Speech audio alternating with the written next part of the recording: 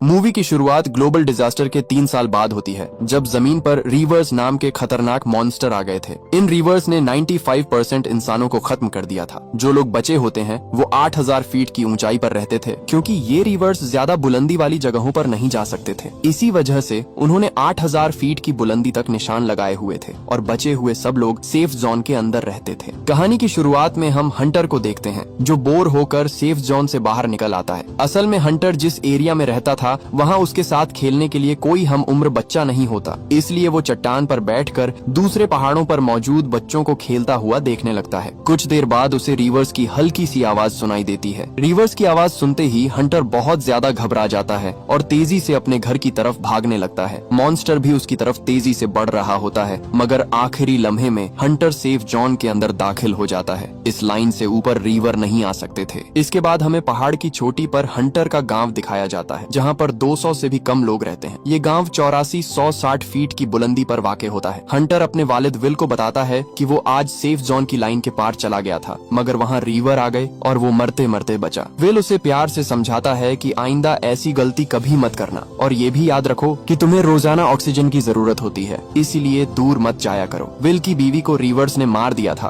और अब वो अकेले ही हंटर का ख्याल रखता है। इसके बाद हम विल की दोस्त केटी को देखते हैं, जो जंगल में शिकार करने आए होते हैं। केटी एक ही गोली में हिरन का शिकार कर लेती है। जिंदा रहने के लिए उन्हें रोजाना शिकार करना पड़ता है, क्योंकि रीवर्स की वजह से वो किसी दूसरे शहर भी नहीं जा सकते थे। इसीलिए वो खुद फार्मिंग करते हैं और फिशिंग भी किया करते और बड़ी मुश्किल से अपनी जिंदगी गुजार रहे होते हैं। विल के सामने वाले घर में नीना रहती है, जो एक साइंटिस्ट है। वो 3 सालों से एक्सपेरिमेंट्स कर रही है ताकि रीवर्स की कमजोरी का पता चल सके और ये भी कि उन्हें गन से किस तरह मारा जा सकता है। मगर 3 साल गुजरने के बावजूद अब तक वो कुछ समझ नहीं पाई, लेकिन फिर भी उसे उम्मीद है कि एक दिन वो इन रीवर्स को हमेशा के लिए खत्म कर देगी। एक रात हंटर की तबीयत बहुत ज्यादा खराब हो जाती है, क्योंकि उसे लंग्स की बीमारी होती है और सांस लेने में मुश्किल हो रही होती है। विल फौरन उसकी ऑक्सीजन ट्यूब बदल देता है, मगर ये उनके पास आखिरी ऑक्सीजन ट्यूब होती है। अब मजीद ऑक्सीजन ट्यूब लाने के लिए उन्हें बोल्डर सिटी जाना होता है, इसलिए विल नक्शे पर एक सेफ रास्ता ढूंढने लगता है ताकि वो किसी तरह इन रीवर्स से बचकर बोल्डर सिटी पहुंच सकें। अगले दिन हंटर की सालगिरह होती है और विल उसे एक छोटा सा तोहफा देता है, जिससे हंटर बहुत ज्यादा खुश हो जाता है। उनके पास एक रेडियो भी होता है, जिस पर हंटर विल से कहता है कि हम रेडियो के जरिए किसी से कांटेक्ट करके मदद क्यों नहीं लेते। विल उसे बताता है कि रेडियो को ऑन करने के लिए उनके पास बिजली नहीं है। उसी रात फिर हंटर की तबीयत खराब हो जाती है और विल को उसे इंजेक्शन लगाना पड़ता है, मगर ऑक्सीजन ट्यूब के बगैर हंटर चंद ही दिनों में मर सकता था। इसके बाद विल नीना के छोटे से लैब में जाता है और उसे बताता है कि वो कल बोल्डर सिटी जा रहा है और इस मिशन के लिए उसकी मदद चाहिए। विल नीना को ये भी बताता है कि उसे एक रास्ते का पता चल गया है और वो माइन के रास्ते से इन रीवर्स से बच सकते हैं। नीना शुरू में साफ इनकार कर देती है, क्योंकि वो जानती थी कि रीवर्स माइन के अंदर भी आ सकते थे, मगर हंटर की ऑक्सीजन ट्यूब की वजह से वो किसी तरह जाने के लिए मान जाती है। उसी रात नीना एक ट्रैकर भी बनाती है, जिससे रीवर्स की लोकेशन का पता चल सकता था। अगली सुबह विल एक अच्छी सी गन और ढेर सारी गोलियां ले लेता है। तभी वहाँ केटी भी आ जाती है और वो भी उनके साथ जाने के लिए तैयार हो जाती है। केटी भी वहाँ से एक गन ले लेती है। विल उसे समझाता है कि इसमें तुम्हारी जान भी जा सकती है, क्योंकि बोल्डर सिटी का रास्ता बहुत ज्यादा खतरनाक है। मगर केटी कहती है कि हम कब तक इन पहाड़ों पर रहेंगे, एक न एक दिन हमें रीवर्स से लड़ना ही पड़ेगा। ये कहकर वो उनके आगे चलने लगती है। कुछ देर बाद वो 8000 फीट वाली लाइन तक पहुंच जाते हैं और वो जानते थे कि यहाँ से नीचे जाना खतरे से खाली नहीं है। नीना अपने ट्रैकर से चेक करती है तो 500 मीटर की रेंज में कोई भी मॉन्स्टर नहीं होता, जिसके बाद वो इस लाइन से नीचे जाने लगते हैं। वो एक टाउन में पहुंचते हैं जहाँ कुछ पुरानी गाड़ियाँ खड़ी होती हैं और वो उनमें सामान ढूंढने लगते हैं। विल को एक ग्रेनेड लॉन्चर मिलता है, जो वो केटी को दे देता है। नीना को रीवर्स की बॉडी का एक छोटा सा टुकड़ा मिलता है, जो लोहे से भी ज्यादा मजबूत होता है, और वो उसे अपने पास रख लेती है। इसके बाद वो बोल्डर सिटी की तरफ बढ़ने लगते हैं। रास्ते में उन्हें ढेर सारे घोड़े नजर आते हैं। ये देखकर वो हैरान हो जाते हैं कि रीवर्स उन्हें कुछ नहीं कहते, वो सिर्फ इंसानों को ही मारते हैं। फिर वो एक और जगह पर पहुंचते हैं, जो सेफ जोन से 400 फीट नीचे होती है। वहाँ विल बताता है कि सेफ जोन में जाने के लिए कम से कम 15 मिनट लग सकते हैं। उसी टाइम नीना ट्रैकर चेक करती है तो उसे पता चलता है कि एक रीवर्स उनके पास कहीं आ चुका है। ये देखकर वो सब तेजी से भागने लगते हैं। विल चेयर लिफ्ट के स्टेशन पर पहुंचकर उसे ऑन करने की कोशिश करता है, मगर वो ठीक से काम नहीं कर रही होती। दूसरी तरफ केटी के पास ग्रेनेड लॉन्चर होता है। वो जल्दी से उसे रीलोड करती है। जैसे ही रीवर्स जंगल से बाहर आता है, केटी उस पर ग्रेनेड फायर करती है, मगर रीवर्स को उससे कोई फर्क नहीं पड़ता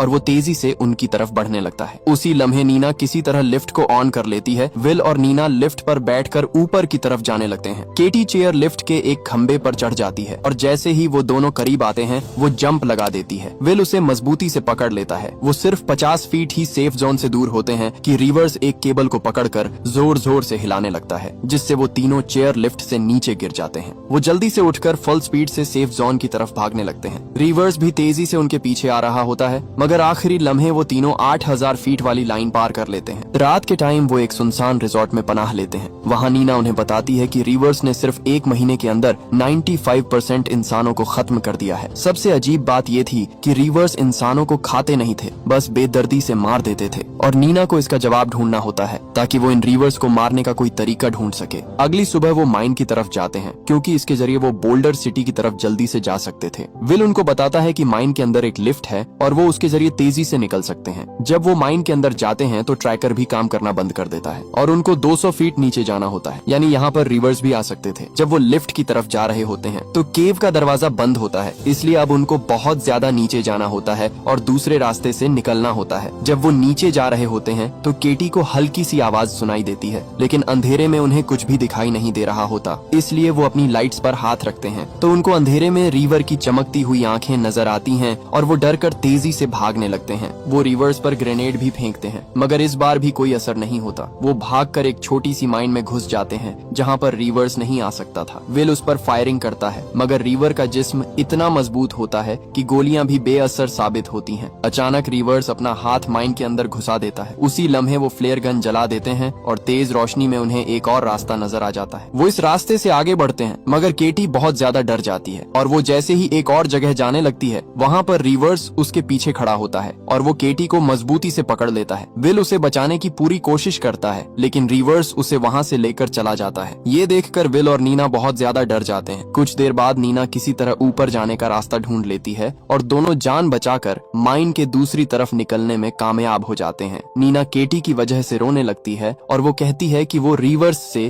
केटी का बदला जरूर लेगी। बाद में वो एक वीरान टाउन पहुंचते हैं। रात होने वाली होती है, इसलिए वो एक खाली घर में रुकने का फैसला करते हैं। वहाँ नीना विल को बताती है कि अगर वो अपने शहर की लैब तक पहुंच जाए तो शायद वो रिवर को मारने का कोई तरीका ढूंढ सके। असल में नीना को रिवर की कुछ कमजोरी का पता चल गया था, मगर विल को उसकी बात पर बिल्कुल भी यकीन नहीं आता और कहता है कि रिवर्स किसी मौजजे से ही मर सकते हैं। अगले दिन वो गाड़ी लेकर बोल्डर सिटी की तरफ जाने लगते हैं। वो सेफ जोन से आगे गाड़ी को फुल स्पीड से ले जाते हैं और कुछ ही देर में हॉस्पिटल पहुंच जाते हैं। हॉस्पिटल में सब कुछ बिखरा हुआ होता है। वो टाइम वेस्ट के बगैर जल्दी से ऊपर मेडिकल स्टोर की तरफ जाने लगते हैं। वो बड़ी एहतियात से आगे बढ़ रहे होते हैं। जब वो स्टोर में पहुंचते हैं तो विल वहां से ऑक्सीजन ट्यूब्स को ढूंढने लगता है। तभी नीना को रिवर की आवाज सुनाई देती है और वो उनकी तरफ तेजी से बढ़ रहा होता है। विल को उसी टाइम ऑक्सीजन ट्यूब्स भी मिल जाती हैं और वो ट्यूब्स को बैग में पैक कर लेता है और दोनों वहां से भागने लगते हैं। रिवर दीवार की दूसरी तरफ से हमला करता है, मगर वो दोनों उसके हमले से बच जाते हैं और वो तेजी से ऊपर वाले फ्लोर पर जाने लगते हैं। तभी विल को रिवर पकड़ लेता है। नीना समझदारी से काम लेती है और वहाँ पर रखी कुल्हाड़ी उठाकर रिवर्स को जोर से मारती है, जिससे विल रिवर्स के हाथ से निकल जाता है। फिर वो भागकर आखिरी कमरे में जाते हैं जहाँ पर विल को ऑक्सीजन सिलेंडर्स नजर आते हैं, जिनको देखकर विल को एक आइडिया आता है। वो खुद एक टेबल के पीछे खड़ा हो जाता है और जैसे ही रिवर उसकी तरफ आता है वो ऑक्सीजन सिलेंडर्स को गोली मार देता है, जिससे एक बहुत बड़ा धमाका होता है और वो रिवर्स खिड़की से नीचे गिर जाता है और बेहोश हो जाता है। अब वो दोनों समझ रहे होते हैं कि रिवर अब मर चुका है। फिर नीना कहती है कि मुझे मेरे ओल्ड लैब तक ले जाओ, मैं वहाँ पर रिवर को मारने का तरीका ढूंढ सकती हूँ। विल इनकार कर देता है क्योंकि उसे ऑक्सीजन ट्यूब्स को जल्द से जल्द हंटर के लिए गांव ले जाना होता है। नीना उसको समझाती है कि एक न एक दिन हमें इनसे लड़ना तो होगा,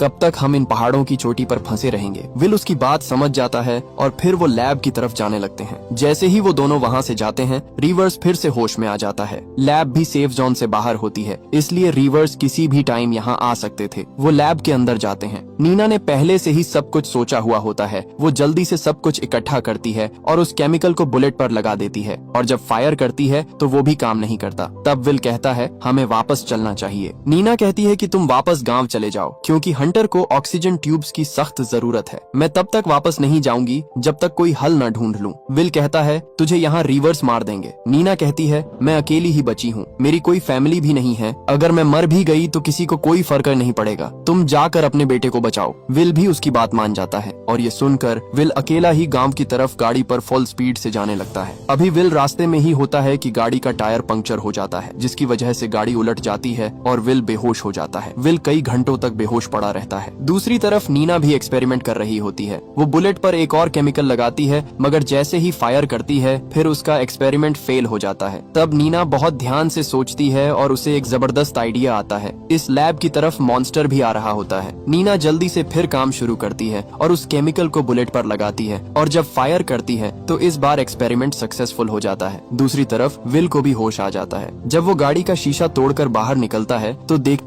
है कि एक रिवर्स कुछ ही फासले पर खड़ा हुआ है। वो मॉन्स्टर तेजी से विल की तरफ आने लगता है। विल जल्दी से गाड़ी से बैग निकालता है और सेफ जोन की तरफ भागने लगता है। सेफ जोन तक पहुंचने के लिए उसे 2000 फीट ऊपर जाना होता है। रिवर तेजी से उसकी तरफ बढ़ रहा होता है। तभी एक और रिवर उसके सामने भी आ जाता है। विल उस पर फायर करता है, मगर रिवर पर कोई असर नहीं होता। विल समझ जाता है कि अब वो नहीं बचने वाला। विल को रिवर्स ने चारों तरफ से घेर लिया होता है। तभी नीना वहाँ पर आ जाती है और जैसे ही उसे गोली मारती है वो रिवर्स उसी वक्त फट जाता है और एक जबरदस्त धमाका होता है। नीना दूसरे रिवर्स को भी मार देती है। जब वो मरे हुए रिवर्स को देखते हैं तो उनको पता चलता है कि वो रिवर्स मशीनें होती हैं, जिनमें प्रोग्रामिंग की गई होती है, और वो प्रोग्रामिंग की वजह से ही सिर्फ इंसानों को मारते थे और 8000 फीट से ऊपर नहीं जा सकते थे। फिर वो अपने गाँव में वापस आते हैं और इन रिवर्स के खिलाफ जंग का ऐलान करते हैं। वो एक फ्लैग भी लगा देते हैं ताकि दूसरे गाँव वाले लोग उसे देख सकें। उनके सामने वाले लोग उस फ्लैग को देख लेते हैं और वो समझ जाते हैं कि अब रिवर्स खत्म होने वाले हैं। वो सब मिलकर ढेर सारी एक खास तरह की बुलेट्स बनाते हैं और फिर इन रिवर्स को मारने निकल पड़ते हैं। वो जंगल में मौजूद सभी रिवर्स को मार देते हैं और इसी के साथ कहानी खत्म हो जाती है। अगर वीडियो अच्छी लगी हो तो वीडियो को लाइक और चैनल को सब्सक्राइब जरूर कीजिएगा।